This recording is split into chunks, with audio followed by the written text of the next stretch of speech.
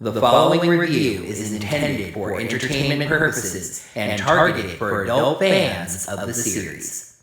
Super, possibility, direct, and directly mentions law enforcement. Oh, shoot.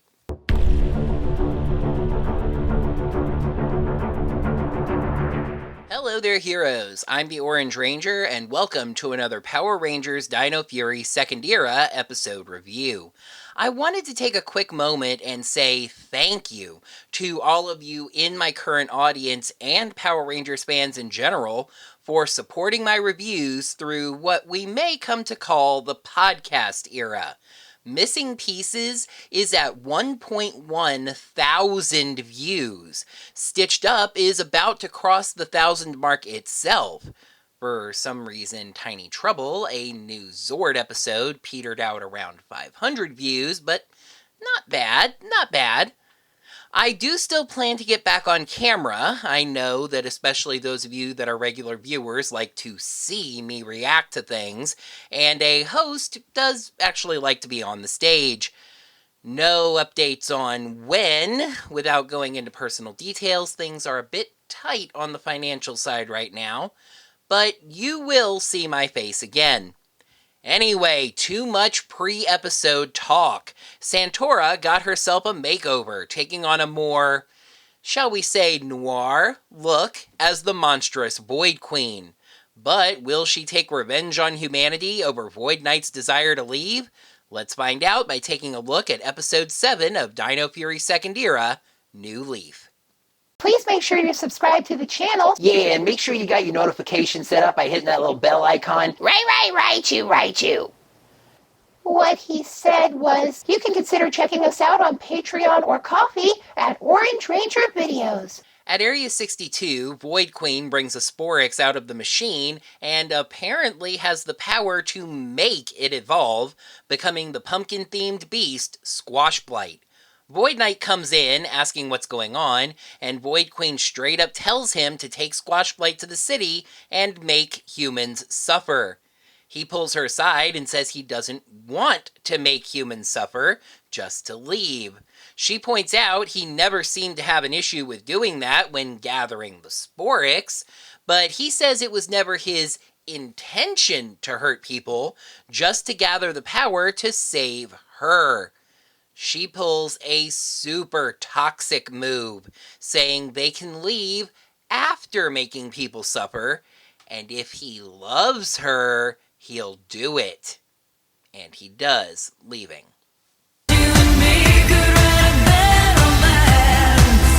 At Buzz Blast, Ollie is speaking to his mom again. Nice to see her again, but what's the point of having her be in Japan if she is going to pop up from time to time? Anyway, why she's here is even more indirect. She's telling Ollie that a professor friend, you'll get why I just did air quotes there in a bit, from an academy he studied at is coming to Pine Ridge to do a lecture. His mom, in Japan, got a call from the guy, who admittedly didn't know that she was there, and she's telling him in Pine Ridge that the professor is coming to Pine Ridge. Instead of, Ollie seeing a flyer or something. But hey, I'm not going to argue with seeing her again. Ollie asks the other Rangers if they know where the science symposium is, and Hobby points out Amelia is doing a story on it and interviewing the professor, Drake Floyd. He brags to them that he and the professor are close friends from his time in the class. He plans to tag along with Amelia, but doesn't even need to, as Floyd shows up at the studio to give Amelia an SD card with a slideshow for the interview. The two reunite, and the professor points out a bracelet Amelia's wearing. She explains it's one of those magnetic bracelets that are supposed to balance your energy. Now, admittedly, even I think that's mostly pseudoscience, but of course, Ollie is a jerk about it right in front of her, scoffing to the professor that's obviously nonsense. He just says the bracelet suits her, and she steps away. Ollie apologizes for her belief in all that non-sciencey stuff, but the professor rebukes him. Ollie is still closed-minded and never listens because he thinks he knows everything already. They didn't do all of the class experiments together because they were friends, but because Ollie's attitude made all the other students hate him. Okay, the professor says drove them away, but you get the idea. He says he needs to go do something and leaves. How could this happen to me? Ollie goes straight to Amelia in classic, I was just really mean to you, but now my feelings are hurt, so make me feel better fashion, and complains how the professor said he doesn't listen, talking right over her to make his point. She just says she needs to go to work. Jane and Jayborg, no, I'm putting my foot down. I outright refuse. I will not recap this. It makes no sense. It's stupid. It isn't friggin' funny. Powers that be, Jane was just really good in the previous episode. You lose!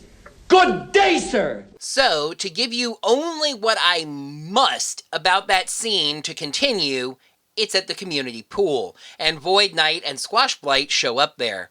Squash Blight releases its toxin into the water, and several people are turned into trees.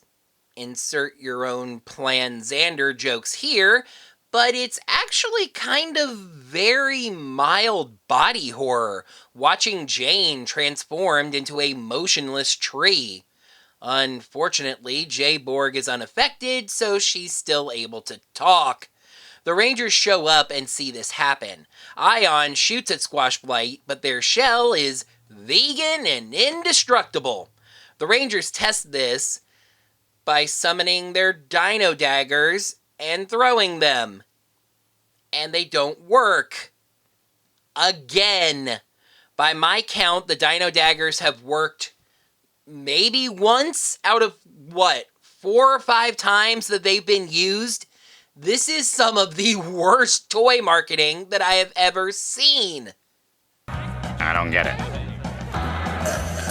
So meanwhile, Void Knight sees a man begging his daughter to wake up. Dude, she's a tree, not unconscious, and asks what he's done, clearly feeling guilt over this. He calls off the attack, excusing it to the monster by saying they should go somewhere else. Ollie says he'll analyze the water with Solon, while Zato says they will warn people to stay away from water sources. Javi says he can call his dad to get the word out. Javi, let me just run something by you here. Warden Garcia, great guy. Okay guy. Dedicated to his job, sure, absolutely. However, you, Javi Garcia, are a friggin' Power Ranger! You do not need help to get the word out. Get on Buzz Blast, tell people, they'll listen. Back at the base, Ollie and Solon work on analyzing the toxin. Amelia teleports in, asking if they've had any luck. Ollie says, there's no luck in science. Shut up, Wesley. He says it's slow going, but he'll figure it out. Amelia notices the vial of pool water is going to bubble over. She offers to turn it down, but Ollie refuses, even telling her to leave the science to the scientist. Then it explodes, covering Solon with the toxin and turning her into a tree. Ollie is stunned into guilt, realizing he really doesn't listen. Amelia is mature about it, saying there's no time, and even offering to help Ollie in Solon's place, which he accepts. Back at Area 62, Squash Blight whines about the pools being closed. Void Queen says if that's all they're doing, going to pools, they're short-sighted. Slither says there are underground sewers, but Squash Blight turns that down. There are rats! Oh, and that impervious shell wilts in the dark, which Void Knight takes note of, but mainly the rats. Void Queen suggests they attack the river, Pine Ridge's main water supply. Void Knight puts his foot down here, saying they've done enough, and showing her the ship he has built to get them away from the Earth, even at the risk of upsetting his generals. She sighs, blows it up, and then zaps him away. Might want to look into couples therapy, Tarek. Back with Ollie and Amelia, he tries an antidote, but apparently the iron content is too high. And that matters for reasons that are science. Anyway, Amelia suggests her bracelet, and Captain Butthead again makes a snide remark about it. She gives off a hurt hey, basically verbally slapping him in his friggin' face, which really she just should have done physically. But I like this because he didn't learn the lesson right away and has to keep applying it. She points out the mind-blowingly obvious. Her bracelet is a magnet, and magnets attract iron. Of course, Ollie said iron molecules, and he shoves the bracelet in, and it comes out covered in pieces of iron, like little pebbles, but whatever. The antidote works, Ollie tells Solon how to make more, and Izzy calls to say that Squashblight and Wreckmate are attacking. The Rangers get to the river and morph.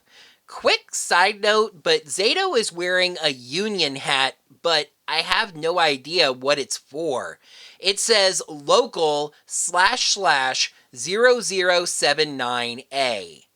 I have a million questions about Zato wearing a Union hat, but none of them matter right now. Get on with it! Long time no see, MPG. The fight goes on, and weirdly, the Rangers are on the back foot. Squashblight's shell is indestructible, but they've dealt with Wreckmate more than once. Wreckmate sends Squashblight on to Plan B. B for big, but it teleports away instead of, growing. We actually cut away back to Area 62, where Void Queen asks if Void Knight has learned his lesson. There are several jokes I'm resisting making right now. He says he has indeed. He has learned that she must be stopped, and teleports away. So, Zato did pick up on the idea that Squashblight is going to grow soon, asking Solon to send in a Zord to counter it. She says they could use some eyes in the sky, so she's deploying the Pterorex Zord. Oops, I guess they left in a flubbed ADR line here. You see, it's actually the Terra Freeze Zord, so... That ain't true! That's not true! No. In perhaps the most undramatic reveal ever, we get this super quick shot of the T-Rex Champion Zord given wings by the Terra Freeze Zord. It's a flying T-Rex, and there was zero buildup for it. What are you talking about? Wreckmate is still beating the Rangers around when Void Knight teleports in. Ion uses the distraction to hit Wreckmate, then goes for Void Knight, but he insists he isn't there to fight and explains about Void Queen. Wreckmate calls him a traitor and teleports to Void Queen. As Squashblight grows, and then the Pterorex Zord knocks it back but can't hurt it, he explains about getting the shell into the dark and then leaves. My work is done here. What do you mean your work is done? You didn't do anything. Interestingly, Squashblight actually orchestrates its own doom, creating a massive venom storm that also makes the sky dark. Zato calls for the Pakazord and has the Zords combine. Oh wow! T-Rex, Terra, Paka. What might they call such an amazing combination? The Terra Smash Ultrazord. No. I don't even get it this time. It's only 3 Zords combined, like the regular Dino Fury Megazord. With the first case, at least the Mosazord was involved, so it's like 2 Megazords combining, sort of. I guess it's the same idea here, since the Terra and T-Rex Zords have stand-up modes, but 2 Megazords combining is not an Ultrazord. I will die on this hill, metaphorically speaking. The Ultrazord is supposed to be the final combination. Everything they have, every Zord combined as one. Spoilers, Dino Fury has one of those. What are they going to call that one? I actually supported the use of a different term, Gigazord, in Samurai, but ironically, Samurai never used the term Ultrazord. Well, that settles that. For now, yes, but don't think this won't be in the cons. You are losing half a point for this episode. So the monster and the Terra Smash Megazord fight on a really cool cloud set. Eventually, they punch the monster down into the clouds, giving them the chance to strike. I love the finisher, Fusion Ultra Strike. The Pterorex puts ice on one of the Pakazord's hands, the T-Rex puts fire on the other, and it blasts alternating fire and ice, and then the cute little baby Paka finishes the deal. Zato uses the Terra Freeze armor to grab the Sporix. That was totally wicked! The Rangers free the tree people, and there's an almost nice reunion with Jane Borg, if not for the stupid stuff that led up to it. At Buzz Blast, 4 of the Rangers discuss Void Knight's apparent heel turn as Amelia interviews the Professor. And yes, you probably already know, but the Professor's slideshow talks about the future. Super speedy computers, possibility of time travel, and direct implications for law enforcement. Super, possibility, direct. S, P, D, and directly mentions law enforcement. Why does this feel like the perfect moment for a Kelson Henderson cameo? He was in the first season as Mick. Heck, SPD takes place in 2025. Yeah, that's coming right up on us, folks. It could have just been a younger Boom. Ollie apologizes to the Professor for being a jerk in class, and all is forgiven, of course. Then he needs to go apologize to Amelia.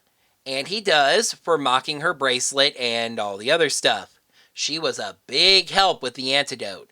She accepts, and the two have a very warm hug. She then declares she will prove that ghosts are real, and what's more, he will help. She's ordered him a spook snare, pink, the only color they have. I assume she's joking since he hadn't even apologized yet, but he says that's fine. He can handle pink. We're just done with phrasing, right? That's not a thing anymore? Episode 7, New Leaf. Pros, well-handled heel turn by Void Knight, the growing possibility of Ollie-Melia, and how cool the new Zord combos are. Cons, Jane and Jayborg, character damage for the sake of an arc, and what the big Zord combo is called. Well, I hope you're proud of yourself, Terra Smash Ultrazord. You broke the 4-scale streak. New Leaf gets 3.5 scales out of 5, and you are the only reason. A reality for people that watch both Super Sentai and Power Rangers is knowing what story notes the footage demands. They don't have to use everything, but there are things that are very clear. Sentai fans knew that Void Knight wouldn't be against the Rangers forever, but this has been a very well-handled, slow heel turn. We've taken multiple episodes to see Santaura slowly reveal her true colors and Void Knight's growing concern with her. His love let him ignore it at first, but at this point, he can't. It ties into things we don't know. Who is Tarek? What did he and Santaura lose on Earth? Wanting to know more shows the story is well written. Ollie and Amelia being so set against each other at the start almost screamed shipping right away, and sure enough, at this point, we're starting to see them come together. At the end of this episode, he cares so much about her that he is not only willing to stop mocking her beliefs, but even apparently to participate in her experiments to prove them. Hey, blue and pink do look pretty good together. Adding wings to something almost always makes it better. Dinner orders, for example. And that's 100% true when that something is a friggin' T-Rex. That combo was introduced anticlimactically, and really the new Megazord was as well. I think that's a symptom of Zato's experience, but that's a small drawback to how cool, can't avoid that pun, these new combos are. Jane Borg's careful, Arrow! Don't touch that. It's infected. Their comic relief plot this week involved an octopus that somehow escaped an aquarium and got itself all the way to a swimming pool. It then traps the two in a hot tub, snatches a piece of bait, calls a taxi, and is taken away. I don't think I need to say any more, so I won't. On a show like Power Rangers that works with somewhat simplistic morals, you'll often get characters being jerks so they can apologize at the end. So Ollie's behavior here wasn't unexpected, but I do think it was over the top, especially towards Amelia. He wasn't just teasing her, he openly mocked her, cruelly, multiple times.